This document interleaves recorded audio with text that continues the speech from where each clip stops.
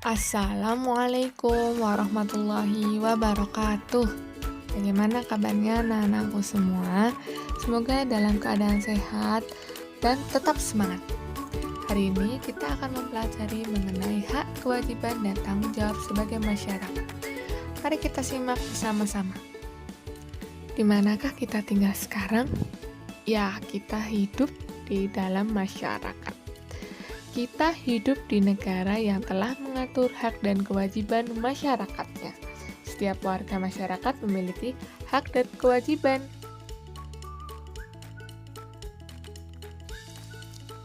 Lalu, mengapa ya kita harus sadar akan hak dan kewajiban kita?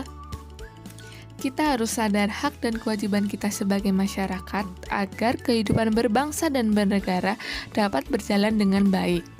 Kali ini kita akan membahas mengenai hak dan kewajiban sebagai masyarakat yang harus kita jalankan dengan penuh tanggung jawab. Mari kita simak penjelasan ini bersama-sama. Sebelum kita membahas hak sebagai warga masyarakat, mari kita simak dahulu arti hak sendiri. Hak adalah sesuatu yang mutlak menjadi milik seseorang dan penggunaannya tergantung kepada orang yang bersangkutan. Jadi, hak warga masyarakat adalah sesuatu yang mutlak menjadi milik seseorang yang berkedudukan sebagai warga masyarakat.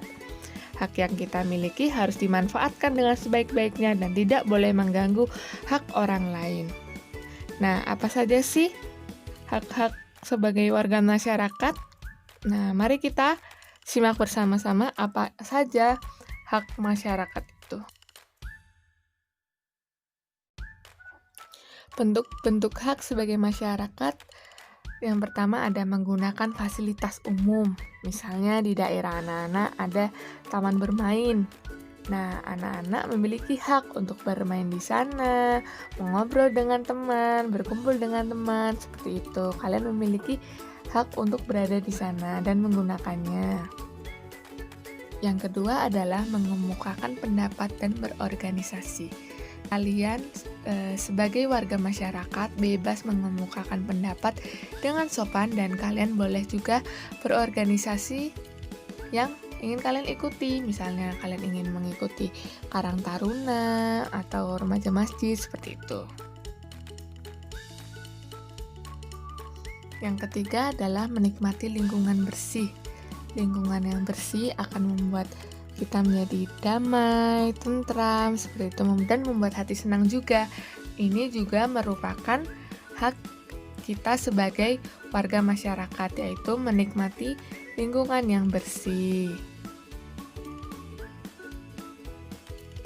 Yang keempat adalah bebas memilih, memeluk, dan menjalankan agama. Di lingkungan kita pasti ada orang-orang yang memiliki agama yang berbeda dengan kita. Mereka memiliki hak untuk menjalankan agama mereka dan kita juga memiliki hak untuk menjalankan agama kita sendiri dan tidak boleh saling memaksakan seperti itu karena jika memaksakan artinya melanggar hak kita sebagai masyarakat di situ.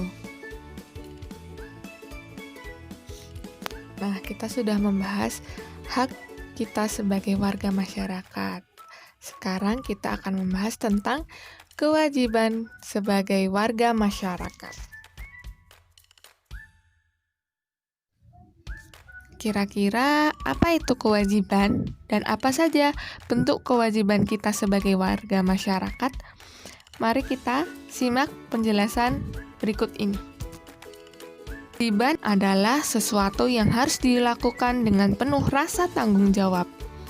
Jadi, kewajiban warga masyarakat adalah sesuatu yang harus dilakukan seseorang sebagai warga masyarakat dengan penuh rasa tanggung jawab. Berikut mari kita perhatikan contoh bentuk-bentuk kewajiban sebagai masyarakat.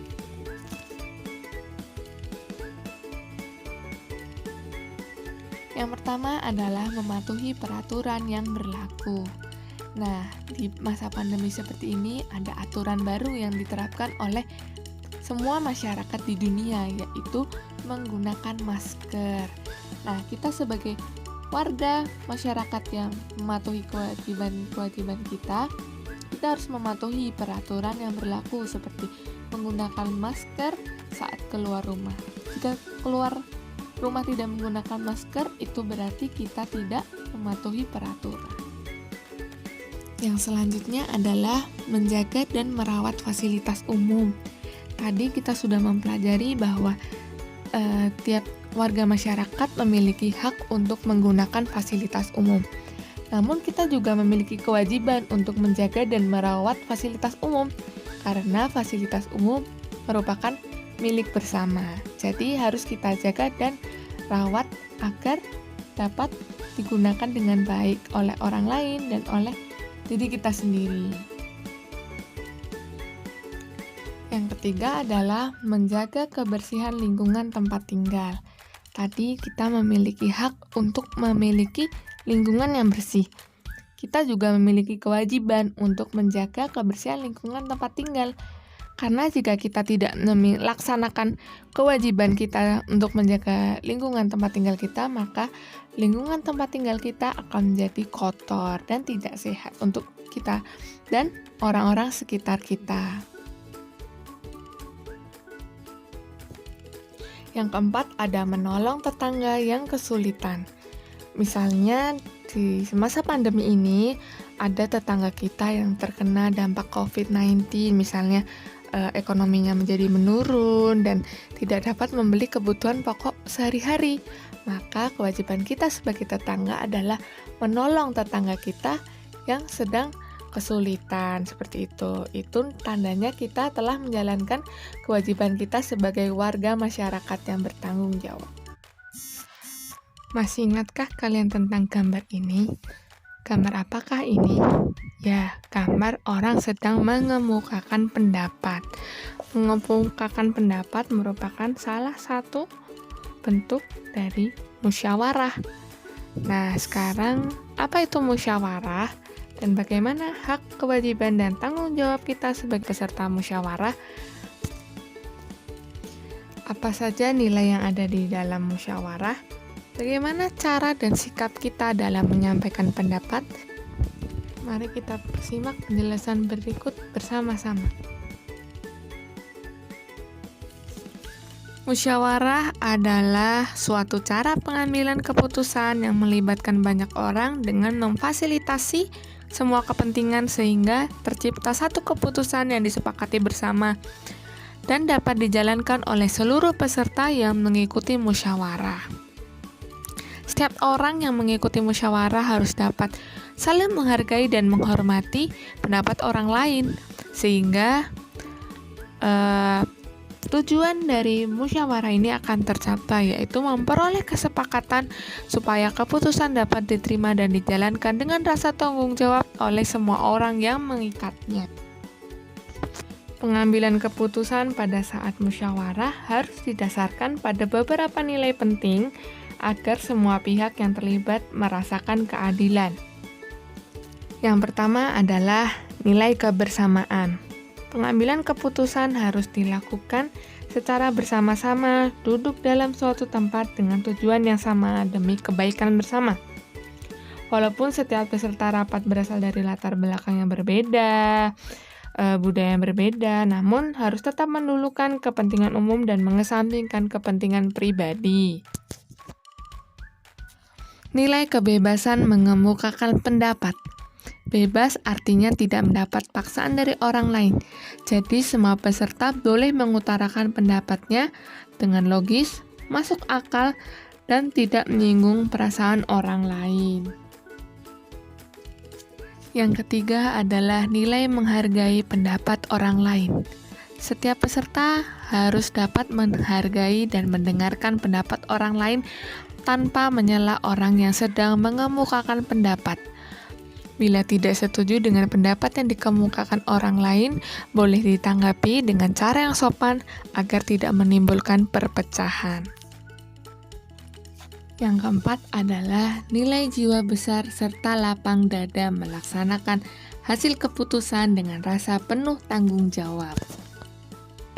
Musyawarah mufakat merupakan salah satu bentuk upaya pengambilan keputusan bersama yang sesuai dengan nilai budaya bangsa Indonesia yang demokratis. Musyawarah berarti menyelesaikan bersama suatu persoalan dengan maksud untuk mencapai sebuah mufakat atau kesepakatan. Jadi, yang dimaksud musyawarah mufakat adalah perundingan bersama untuk memecahkan masalah sehingga terjadi keputusan bulat yang akan dilaksanakan bersama. Dalam bermusyawarah, pasti kita akan mendengar pendapat-pendapat yang berbeda dari orang lain. Nah, apabila kesepakatan telah diambil, maka kesepakatan itu menjadi milik bersama, sehingga harus dipatuhi dan dilaksanakan dengan penuh tanggung jawab. Setelah mengetahui nilai-nilai yang ada dalam bermusyawarah, sekarang kita akan membahas sikap dalam musyawarah, yaitu yang pertama ada menghargai pendapat orang lain, tidak memaksakan kehendak kepada orang lain, tidak mencela pendapat orang lain, dan tidak boleh memotong pembicaraan orang lain. Jadi saat memberikan pendapat itu kita harus mengacungkan terlebih dahulu tangan kita sebagai tanda izin untuk bicara, kemudian menunggu orang lain yang sedang berbicara dan tidak memotong pembicaraannya.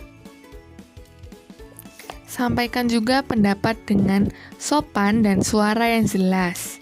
Kemudian juga berbicara harus saat setelah dipersilahkan. Jadi, sikap-sikap dan cara ini harus diterapkan dalam bermusyawarah.